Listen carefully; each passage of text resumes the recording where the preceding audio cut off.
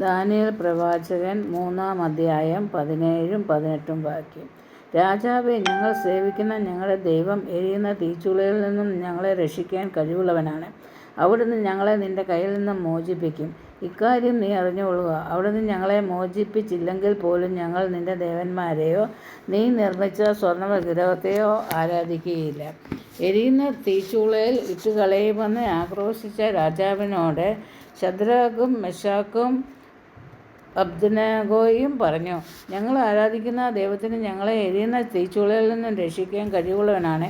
അവിടുന്ന് നിന്റെ കയ്യിൽ നിന്നും ഞങ്ങളെ രക്ഷിക്കും. ഞങ്ങളെ രക്ഷിച്ചില്ലെങ്കിൽ പോലും നിന്റെ ദേവന്മാരെയോ നീ നിർമ്മിച്ച സ്വർണ്ണ ബിംബത്തെയോ ഞങ്ങൾ ആരാധിക്കുകയില്ല. ദൈവശക്തി അറിഞ്ഞതിന് ശേഷം ഭൗതിക സ്ഥാനമാനം നിലനിർത്തുന്നതിനും സമൂഹത്തിലെ മാന്യത കാത്തു സൂക്ഷിക്കുന്നതിനും സാഹചര്യങ്ങളുടെ സമ്മർദ്ദം മൂലം പലരും ദൈവത്തെ തള്ളിപ്പറയാറുണ്ട്. നിന്റെ പദവികൾക്കും സ്ഥാനമാനങ്ങൾക്കും ഇളക്കം തട്ടുമ്പോൾ നീ ആരാധിക്കുന്ന ദൈവത്തെ തള്ളിപ്പറയുന്നുവോ? നീ ദൈവത്തെ മാറ്റി നിർത്തുന്നുണ്ടോ? എന്നാൽ ശദ്രക്കും മെശാക്കും അബ്ദനഗോയും ദൈവത്തെ തള്ളിപ്പറയാൻ തയ്യാറായില്ല. ദൈവത്തിന് വേണ്ടി നീ ശബ്ദമുയർത്തുമ്പോൾ ദൈവം നിനക്ക് വേണ്ടി തീച്ചൂളയിൽ എന്നല്ല എവിടെയും വരും നിന്നെ രക്ഷിക്കാൻ.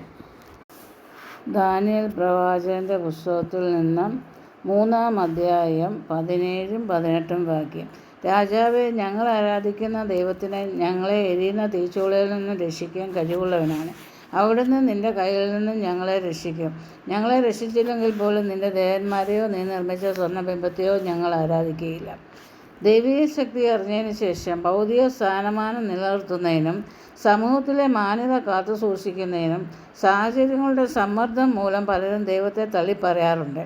നിന്റെ പദവികൾക്കും സ്ഥാനമാനങ്ങൾക്കും ഇളക്കം തട്ടുമ്പോൾ നീ ആരാധിക്കുന്ന ദൈവത്തെ നീ തള്ളിപ്പറയുന്നുണ്ടോ? നീ ദൈവത്തെ മാറ്റി നിർത്തുന്നുണ്ടോ?